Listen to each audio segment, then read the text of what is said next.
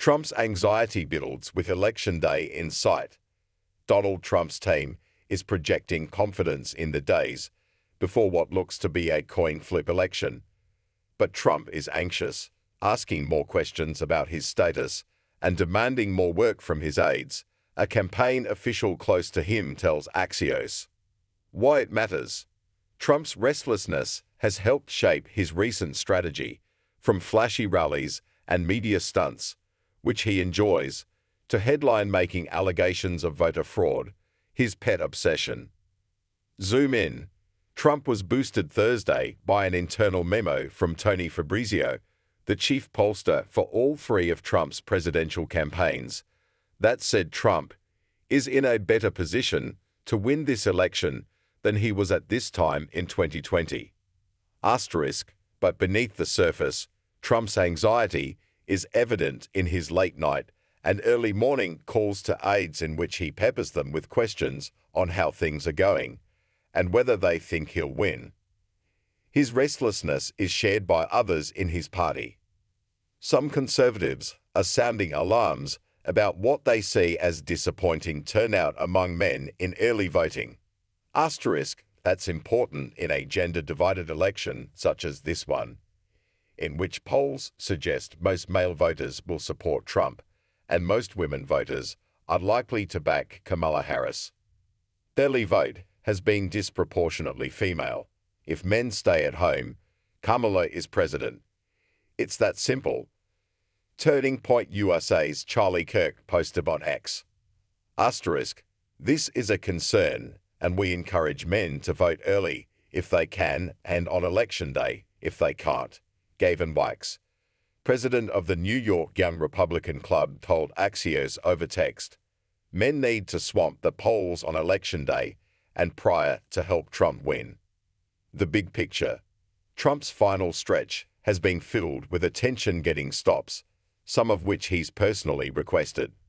The campaign spent more than $1 million to fulfill Trump's dream of holding a rally at Madison Square Garden, which dominated headlines for the series of racist and sexist jokes made by several speakers, including a comedian who set off a firestorm by calling Puerto Rico garbage. Trump, a known germaphobe, donned a bright orange and yellow safety vest and hopped into a garbage truck to highlight a gaffe President Biden made after the New York rally, when he seemed to suggest that the garbage label should apply to Trump's supporters.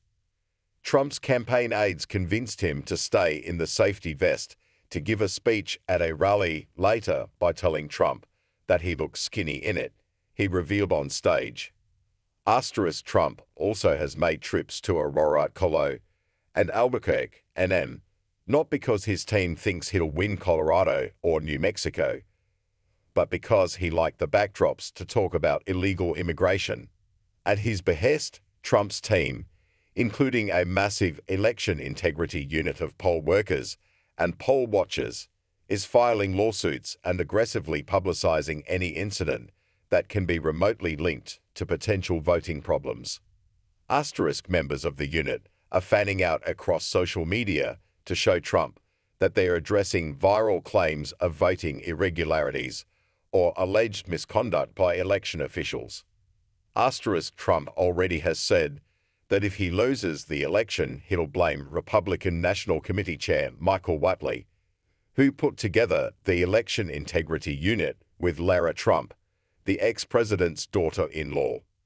The campaign's political director, James Blair, also has been increasingly visible on TV, podcasts, and digital media.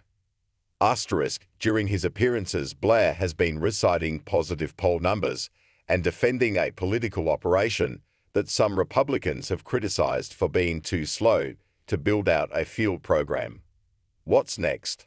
Over the next 3 days before Election Day, Trump will make 4 trips to North Carolina. Trump's team believes he can increase his chances of winning the swing state with repeated visits.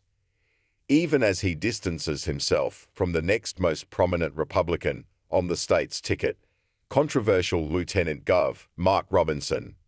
What they're saying, President Trump and his campaign are solely focused on victory. That is why he has outworked Kamala Harris every single day for months, and will end the campaign with over a dozen stops in 4 days. Trump campaign spokesperson Stephen Schwan said.